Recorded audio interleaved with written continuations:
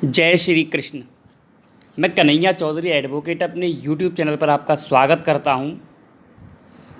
आजकल बहुत सारे आर्य समाजी, इस्लामिक, ईसाई हमेशा आपको बोलते हुए सुनते मिलेंगे कि ईश्वर को आवश्यकता क्या है अवतार लेने की। जो सर्वशक्तिमान परमात्मा अपनी कृपा से अनंत ब्रह्मांडों का पालन कर सकता है और भक्तों की रक्षा कर सकता है, और जब वह भ्रूभंग के संकेत मात्र से समस्त ब्रह्मांड का विनाश कर सकता है, तो उसे हिरण्यकश्यपु, रावण और कंस शरीर के तुच्छ कीट पतंगों को मारने के लिए शरीर धारण करके संसार में आना पड़े, या तो एक कोरी कल्पना ही है। अतः सर्वशक्तिमान परमात्मा को अवतार लेने की क्या आवश्यकता है? प्रश्न बहुत ठीक है, परंतु क्या शंकाशील महापुरुष ने कभी यह प्रश्न किया कि परमात्मा को महापुरुष को ही पैदा करने की आवश्यकता क्या थी?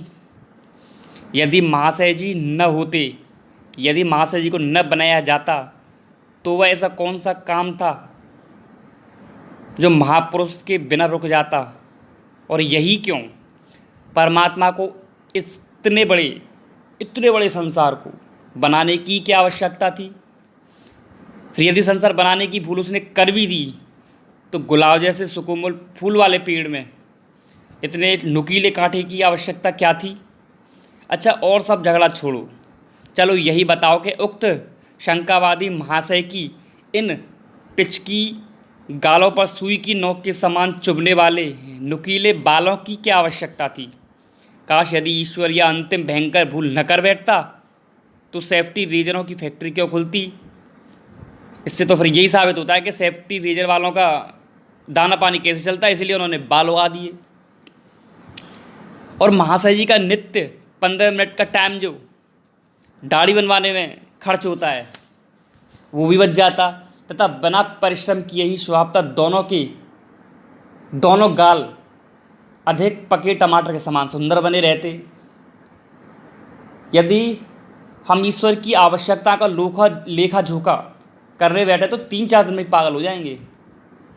ऐसी दशा में जबकि हम गुलाब के कांटों की आवश्यकता बिना समझे भी उसके सुगंधित पुष्पों को बड़े चाव से ग्रहण करते हैं, चांद के कलंक की और सूर्य का आधा टाइम अनुपस्थित रहने की आवश्यकता को न समझते हुए भी इन दोनों से लाभ उठाते हैं, फिर अवतार ही एक विषय ऐसा शेष रह गया जिसकी आवश्यकता बिना समझे महाशय जी के पेट का दर्द बंद नहीं होता।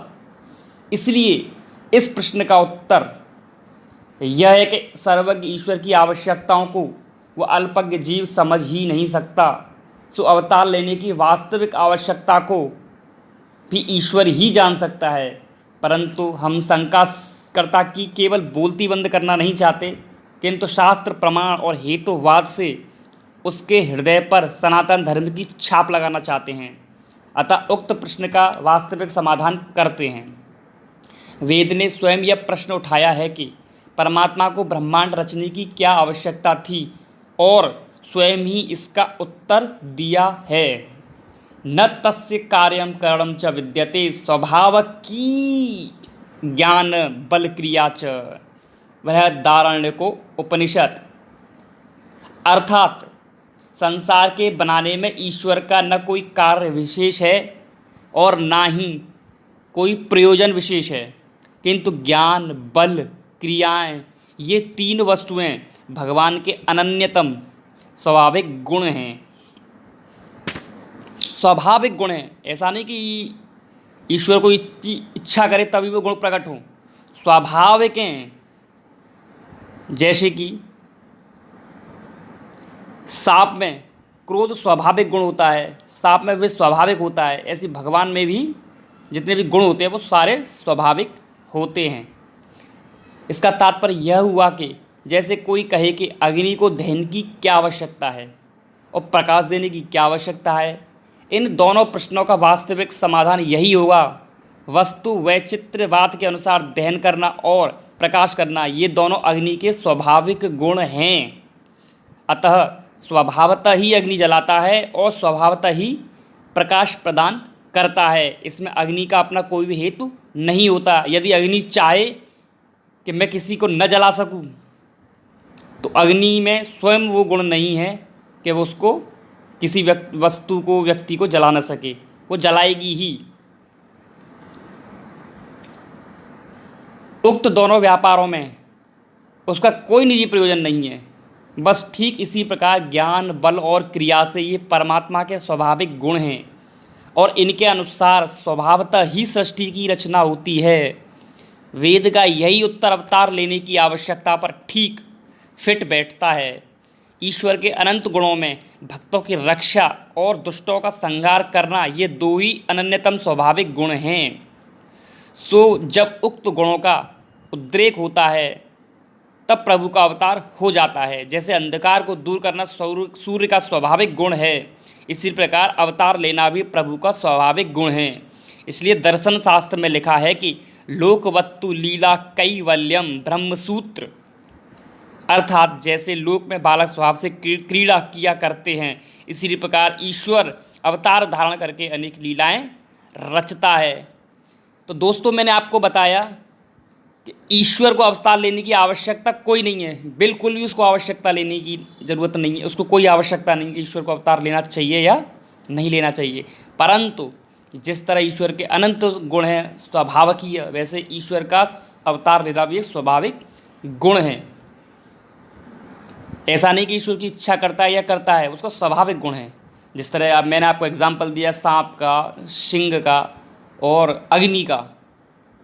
अग्नि का स्वाभाविक गुण है, वो जलाएगी तो जलाएगी ही, प्रकाश देना उसका स्वभाव है तो वो स्वभाव है। इसी तरह ईश्वर के अनंत गुणों के साथ में अवतार लेना भी एक स्वाभाविक गुण है। अब इसमें ये नहीं कह सकते कि ईश्वर को अवतार लेने की आवश्यकता क्यों पड़ी। तो इसी के साथ मैं अपनी इस ऑडियो को समाप्त करता हूँ और अगली बार मैं एक ऑडियो फिर बनाऊँगा जिसमें मैं बताऊँगा कि ईश्वर ही खुद क्यों आता है, बल्कि और धर्मों में तो ये पैगंबर आते हैं, उनके बेटे आते हैं, उनके भक्त आते हैं। बल्कि यह धारणा पूर्ण रूप से गलत है। भगवान के भक्त भी कभी कभार प्रभु की इच्छा से धरती पर प्रकट होते हैं, जैसे कि शंकराचार्य जी हुए और चैतन्य महाप्रभु जी हुए। बहुत से ऐसे संत हैं जो प्रकट होते हैं, जैसे सुखदेव जी हुए। लेकिन फिर भी जब ये प्रकट हो गए तो फिर भगवान को आने की क्या ज़रूरत थी। तो अगली ऑडियो में इसी सब्जेक्ट के ऊपर बनाऊंगा। तब तक के लिए जय श्री कृष्ण।